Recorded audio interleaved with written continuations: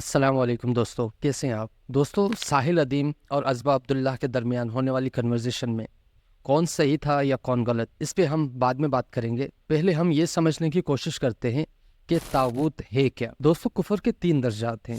سب سے پہلا درجہ یہ ہے کہ انسان اللہ کی فرما برداری کو حق جانے لیکن عملی طور پہ اللہ کے حکم کی خلاف ورزی کرے، اس کو کہتے ہیں فسق۔ اور دوسرا درجہ یہ ہے کہ انسان اللہ کی فرما برداری کا نافرمان ہو، منکر ہو اور خود مختار ہو کہ غیر اللہ کی عبادت کرے، اس کو کہتے ہیں کفر۔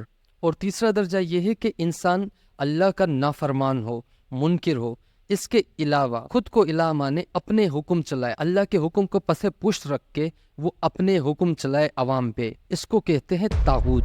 اور کوئی عام انسان، عام مومن تب تک مومن نہیں ہو سکتا جب تک وہ ایسے طاغوت کا انکار نہ کرے، منکر نہ ہو۔ دوستو، طاغوت کوئی انسان ہو سکتا ہے، ادارے ہو سکتے ہیں، عدلیہ ہو سکتی ہے، ایسی عدالتیں ہو سکتی ہیں جو اللہ کے قانون کو پس پشت رکھ کے نئے قسم کی سزائیں دیں، نئے قسم کے فیصلے دیں۔ مثلا پاکستانی عدلیہ کا جو نظام ہے وہ اللہ کے قانون کے برعکس ہی ہے، اللہ کے قانون کے حساب سے کچھ بھی نہیں ہے۔ یہاں پہ انگریز کا قانون ہے۔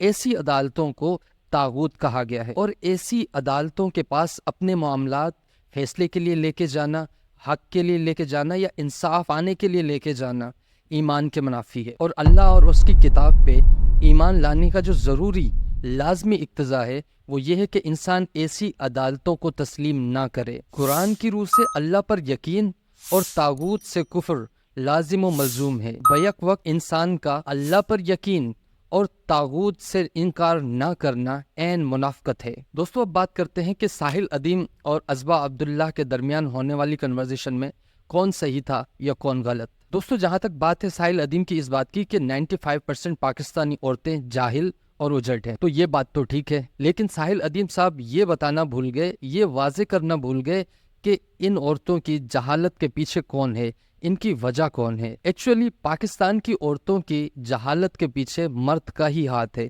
کیونکہ مرد حاکم رہا ہے ہمارے معاشرے میں اور عورت محکوم۔ 21ویں صدی سے پہلے عورت کا تعلیم یافتہ ہونا ضروری نہیں سمجھا جاتا تھا، اور پاکستانی عورت کو مرد نے ہی علم سے محروم رکھا۔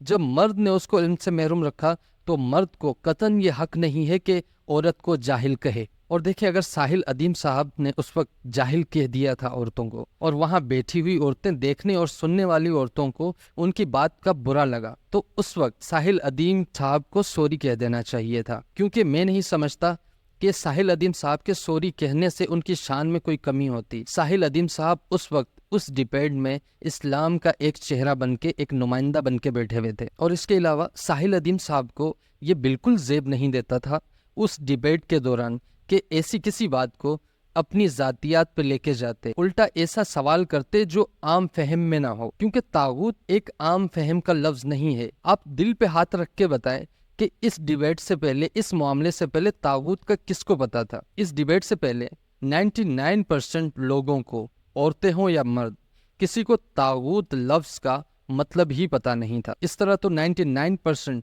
سب ہی لوگ جاہل قرار پائیں گے۔ اور دوستو، جہاں تک بات ہے ازبا عبداللہ کی، تو اس لیڈی کو واقعی اس بات کا برا لگا وہاں پہ، یا یہ کوئی پبلسٹی اسٹنٹ تھا، یا یہ پورا شو ہی پلانٹڈ تھا، واللہ عالم۔